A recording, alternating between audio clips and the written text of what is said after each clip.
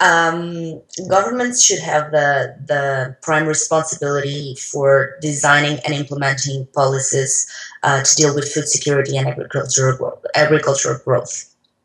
However, um, governments do not have all the ability and the resources required to deal with this sort of challenges. So it is already happening in many African countries. Governments are encouraging and sometimes creating partnerships with local, regional, or international partnerships to address these challenges.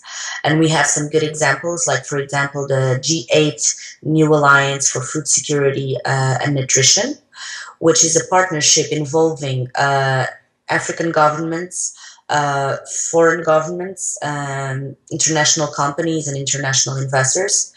And even though they are still focused on what are local realities and local needs, but still, I would say that national governments are in the best position to achieve deep knowledge about what are the requirements and the challenges of food security and agriculture in their own countries. And also, it's part of their job. And if they do not make it, especially in some African countries, this will compromise their authority and their legitimacy. Um, what happens, for instance, when NGOs, because states are more vulnerable, or governments are just not dealing with food security challenges, and when NGOs assume that responsibility, it may have, and it often has a good effects in the short term. But at the end of the day, this may contribute to erode the government's legitimacy and authority.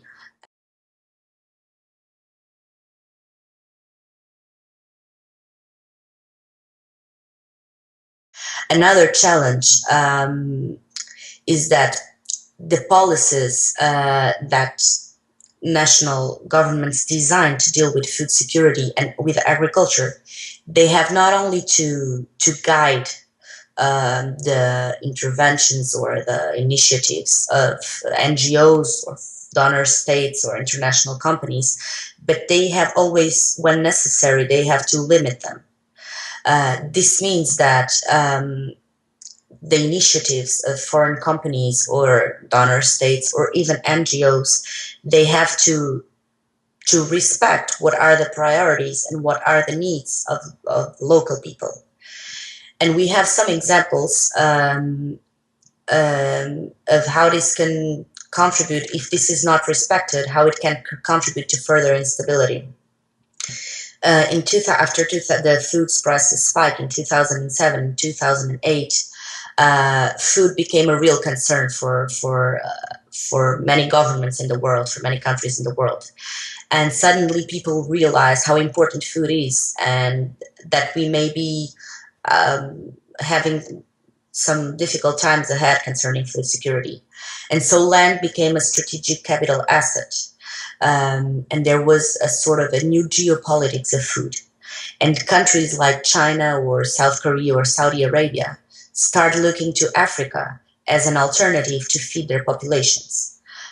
Because, as we know, there are huge amounts of available and arable land in Africa at an extremely attractive price sometimes. And there are almost no regulations concerning the land in Africa. And what happens is that those governments who accept to lease land to foreign countries when their own populations are struggling with food insecurity, they are creating increasing potential for conflict and for violence, because sometimes we are talking about countries that have to rely on international food programs to feed their populations, but at the same time they are leasing good land to foreign countries or foreign companies. And we have an example of that, and of how that can even lead to regime change in Madagascar in 2009, when the president entered a deal, a land deal with a foreign company, and he was eventually ousted by a military coup with popular support.